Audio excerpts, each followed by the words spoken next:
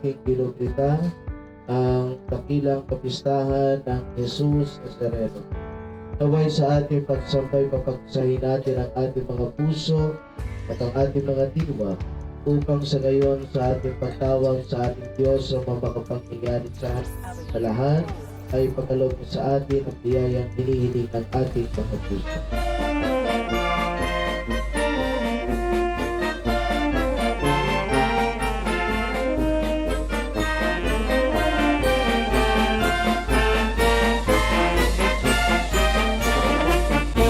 Tradisyon na namin mula pa sa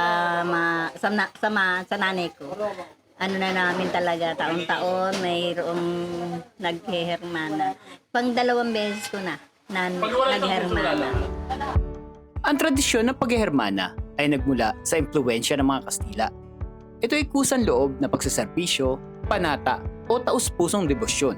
Siya ang nangunguna o tumatayong tagapagtaguyod ng pista. Mula sa gastusin sa handa, banal na misa, paghahanda ng prosesyon hanggang sa detalye ng selebrasyon. Isang pamana ng pananampalataya na patuloy na binubuhay sa bawat pista.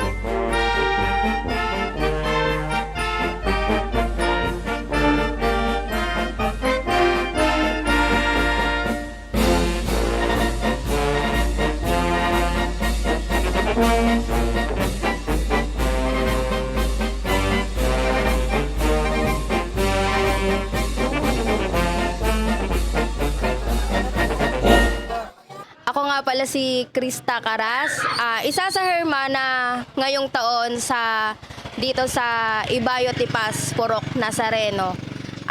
Gusto lang naming sabihin na maraming salamat sa lahat ng nakiisa at sumuporta para maging mas masaya at maging successful ang piyesta ngayong taong 2026.